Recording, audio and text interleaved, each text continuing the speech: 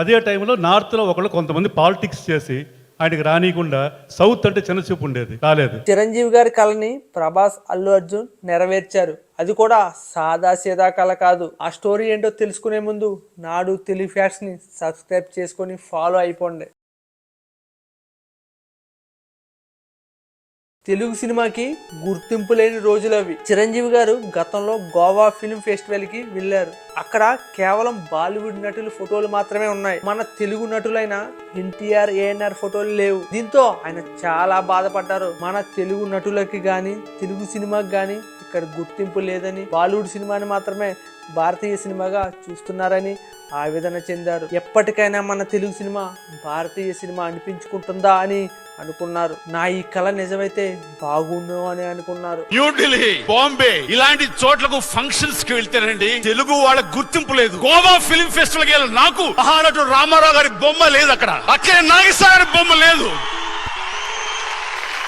మా మాట సరే సరి, ఇది మన గుర్తింపు. మనం బాంబే, ఢిల్లీ, గోవా దాకా కూడా వెళ్ళలేకపోయాం. ఎందుకు? మనమే కించపరుచుకుంటున్నాం, మనమే ఆహ్వానించుకుంటున్నాం. కట్ చేస్తే ఇది జరిగిన కొన్ని సంవత్సరాల తర్వాత రాజమౌళి పుణ్యమాని ప్రభాస్ తెలుగు సినిమా జెండాని బాలీవుడ్ లో పాతాడు. సాదా సీదాగా పాతలేదు, అల్లటప్పగా పాతలేదు. ఇక చూసుకోండి, నేను తలుపులు తెరిచాను వరుస పెట్టి మా వాళ్ళు ఒక్కొక్కరుగా వస్తారు, కాసుకోండి. ఆ తర్వాత మమ్మల్ని చూసి పోసుకోండి, ప్యాంటులు తడుపుకోండి అంటూ బాలీవుడ్ కి ఒక సవరణ లేని హెచ్చరిక జారీ చేశాడు డార్లింగ్. బాలీవుడ్ లో బలమైన పునాది రాయిని పాతాడు. ఆ తర్వాత ఏం జరిగిందో అందరికీ తెలిసిందే. పుష్పతో అల్లు అర్జున్, RRR తో రామ్ చరణ్, ఎన్టీఆర్ లాంటి హీరోలు బాలీవుడ్ ని షేక్ చేసి పడేశారు. చిరంజీవి గారికి ఉన్న కళ ఇది. ఆ మధ్య ఓ సందర్భంలో తన కళ బాహుబలి ద్వారా నెరవేరిందని అన్నారు. తెలుగు సినిమాకి గుర్తింపు వచ్చినందుకు సంతోషంగా ఉందన్నారు. శంకరాభరణం తర్వాత ఎక్కడో తెలుగు సినిమా అంటే తెలుగునే లాంగ్వేజ్ ఉంది, ఇది మద్రాసీ కాదు, తెలుగు అంటే ఒక ఐడెంటిటీ అనేది మన శంకరాభరణం నుంచి మన విశ్వనాథ్ గారి ద్వారా వచ్చిన ఆ తర్వాత మళ్ళీ అలాంటి గుర్తింపు వచ్చింది లేదు. ఆ తర్వాత రాజమౌళి అనే తను పెద్ద ఎత్తున ఈ రోజున ఈ హద్దులు సరిహద్దులు చెరిపేశారు. There is no barriers now Indian cinema అంటే wherever you make which language no matter, అది ఇండియన్ సినిమా అయిపోయింది. బికాస్ ఆఫ్ బాహుబలి కానివ్వండి, KGF కానివ్వండి, అండ్ కాదు RRR కానివ్వండి, శంకర్ సినిమాలు కానివ్వండి, రోబో కానివ్వండి, అంతకుముందు సినిమాలు కానివ్వండి, ఇవన్నీ కలిపి ఏమైపోయిందంటే ఆల్ సౌత్ రీజనల్ సినిమా అనేది పోయింది. ఈ రోజున అన్నీ కలిపి ఇండియన్ సినిమాలే. ఏ భాషలో ఎక్కడ ఏ స్టేట్లో నిర్మించినా సరే అది ఇండియన్ సినిమా అయిపోయింది. సచ్ ఏ హెల్తీ అట్మాస్ఫియర్ వచ్చింది. ఇది కావాలని కోరుకుని తపన పడ్డాను నేను ఒకప్పుడు. అది నిజానికి చిరంజీవి నటన అసామాన్యం.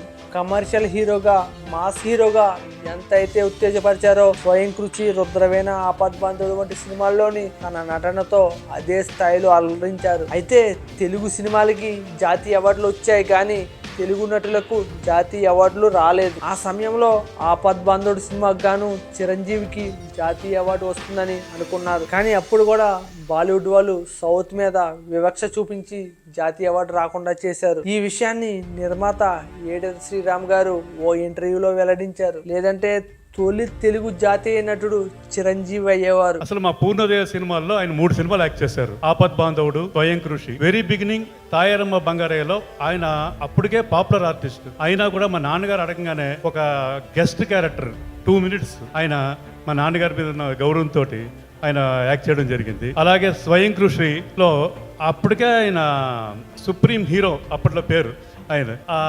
పసివాడి ప్రాణం అలాంటి గొప్ప పెద్ద హిట్ సినిమాలు చేస్తున్న టైంలో ఒక మంచి సబ్జెక్టు విశ్వనాథ్ గారు చెప్పంగానే నేను యాక్ట్ చేస్తానన్నారు. అది డీ గ్లామరస్ క్యారెక్టర్, చెప్పులు కుట్టేవాడి క్యారెక్టర్. అది అద్భుతంగా చేశారు. దానికి గాను ఫస్ట్ టైం ఆయనకి నంది అవార్డు వచ్చింది. అలాగే ఆపద్ బాంధవుడు, ఘరానా మొగుడు లాంటి సూపర్ హిట్ సినిమా తర్వాత వెంటనే ఒక మంచి సినిమా చేయాలండి, ఆ సినిమా చేశారు. దానికి రెండవసారి నంది అవార్డు వచ్చింది. ఆ సినిమాకి యాక్చువల్గా నేషనల్ అవార్డు ఆయనలో బెస్ట్ ఆర్టిస్ట్గా ఆయన పేరు ఆల్మోస్ట్ అలా వచ్చేసింది బయటికి.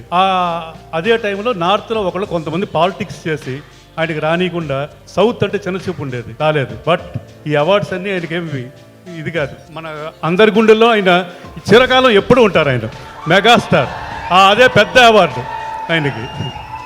కానీ చిరంజీవి రాకపోయినా ఆ కుటుంబం నుంచి వచ్చిన మెగా హీరో అల్లు అర్జున్ కి జాతీయ అవార్డు రావడం పట్ల ఆయన సంతోషాన్ని వ్యక్తం చేశారు. అల్లు అర్జున్కి వచ్చిందిగా చిరంజీవి గారికి వచ్చినట్టే అని ఆయన అన్నారు. ఆ విధంగా చిరంజీవి గారికి జాతీయ అవార్డు మిస్ అయింది, కానీ అల్లు అర్జున్కి వచ్చింది కాబట్టి ఆ రెండో కళ కూడా నెరవేరినట్టే. ఇంట గెలిచి రచ్చ గెలవాలని అంటారు. చిరంజీవి ఇంట ఎప్పుడో గెలిచారు, రచ్చ గెలవాలనుకున్నారు. ఒకటి, బాలీవుడ్ లో తెలుగు నటులకు తగిన గుర్తింపు తీసుకురావడం. రెండు, జాతీయ అవార్డు. ఈ రెండు ఆయన కళలు. అయితే అంతకు మించిన గుర్తింపు తీసుకొచ్చారు నేటి హీరోలు. ప్రభాస్, అల్లు అర్జున్, రామ్ చరణ్, ఎన్టీఆర్ వంటి హీరోలు తెలుగు సినిమా సత్తా ఏంటో చూపించారు. ఇక అల్లు అర్జున్ జాతీయ అవార్డు గెలుచుకోవడం ద్వారా చిరంజీవికి వచ్చినట్టే. ఎందుకంటే చిరంజీవి గారు ఒక వ్యక్తి మాత్రమే కాదు, తెలుగు సినిమాని రిప్రజెంట్ చేసిన ఒక శక్తి. ఒకవేళ ఆయనకి జాతీయ అవార్డు వస్తే ఆయనకి మాత్రమే వచ్చినట్టు కాదు, తెలుగు హీరోలు అందరికీ వచ్చినట్టే. అలానే